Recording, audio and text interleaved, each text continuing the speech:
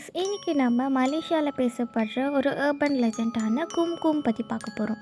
இந்த கும்கும் என்றது பார்த்தோம்னா அது ஒரு கொடூரமான பெண்ணோட பேய். அந்த பேய் பார்த்தோம்னா பார்க்கறதுக்கே ரொம்ப கொடூரமாக மூஞ்சி ஃபுல்லாக நிறைய புண்ணோட ரத்தம் ஒழுக ஒழுக இருக்குமா. மலேசியாவில் ஒரு பொண்ணு இருக்கா.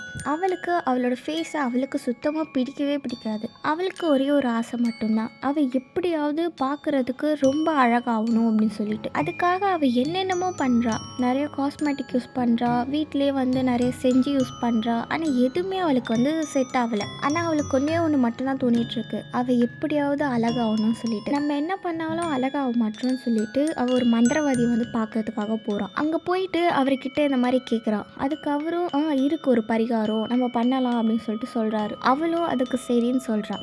அதுக்கான ப்ராசஸ்லாம் முடிஞ்சதுக்கப்புறமா இந்த மந்திரவாதி ஒன்று தான் சொல்கிறாரு, 42 நாள் நீ உன் முகத்தை கண்ணாடியில் பார்க்கவே கூடாதுன்னு சொல்லிட்டு. அதுக்கும் அந்த பொண்ணு சரி நான் பார்க்க மாட்டேன் அப்படின்னு சொல்லிட்டு சொல்கிறான். ஒரு வேளை அதை மீறி பார்த்தாலும் உனக்கு பெரிய ஆபத்து நடக்கும் அவர் சொல்லிட்டு தான் அனுப்புகிறாரு. மறுநாள் காலையிலேருந்து அவள் எப்பவும் போகிற மாதிரி போகிறாள்.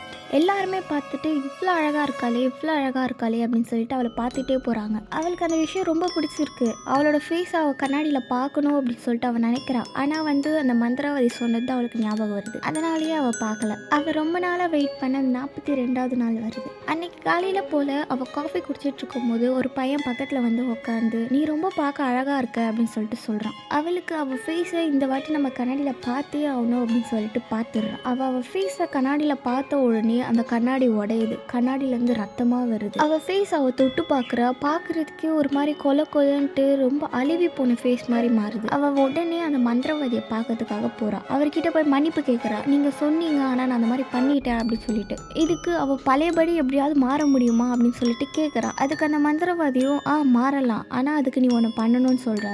அவள் அழகாக மாறணும் அப்படின்னு சொல்லிட்டு என்ன வேணாலும் பண்ணலாம் அப்படின்னு சொல்லிட்டு ரெடியாக இருக்கா. அந்த மந்திரவாதியும் கல்யாணம் ஆகாத கன்னி பெண்களோட ரத்தத்தை நீ டெய்லி குடிக்கணும் அப்படின்னு சொல்லியிருக்காரு. இவ எதையுமே முழுசா கேட்காம சரி அப்படின்னு சொல்லிட்டு கிளம்பிடுறா. ஆனா அந்த மந்திரவாதி இன்னும் சொல்லி முடிக்கல. இவ வீட்டுக்கு வந்துட்டு அதுக்கப்புறமா தான் யோசிக்கிறா, எத்தனை பெண்ணோட ரத்தத்தை குடிக்கணும்ட்டு அவள் சொல்லலையே அப்படின்னு சொல்லிட்டு. அதுக்கப்புறமா அவளுக்கே அந்த தாட் வந்திருக்கு, சரி நம்ம அழகா மாறுற வரைக்குமே நம்ம அந்த ரத்தத்தை குடிக்கலாம் அப்படின்னு சொல்லிட்டு டெய்லி நைட் ஒரு வீட்டு கதவா தட்டி ஒரு பெண்களோட ரத்தத்தையும் குடிக்க ஆரம்பிச்சா. இதெல்லாம் தெரிஞ்சுக்கிட்ட அந்த ஊர் மக்கள் என்ன பண்ணாங்கன்னா அந்த பொண்ணை ஒரு நாள் பிடிச்சு அடிச்சு கொண்டாங்க. அவளோட உடம்பு மட்டும்தான் இறந்ததே தவிர அவளோட ஆத்மா அந்த ஊரையே அவ சுத்தி வர ஆரம்பிச்சா. ஆவியா டெய்லி நைட் போயிட்டு கதவை தட்டுவா, கும்னு சொல்லுவா. ஒருவேளை எதனா ஆம்பளைங்க கதவை திறந்தாங்கன்னா அவ அமைதியா மறைஞ்சு போயிடுவா. ஆனா அது ஒரு பொண்ணா இருந்ததுன்னா அவ அவங்கள அப்பவே சாகடிச்சு அவ ரத்தத்தை குடிச்சிட்டு தான் போவாளாம்.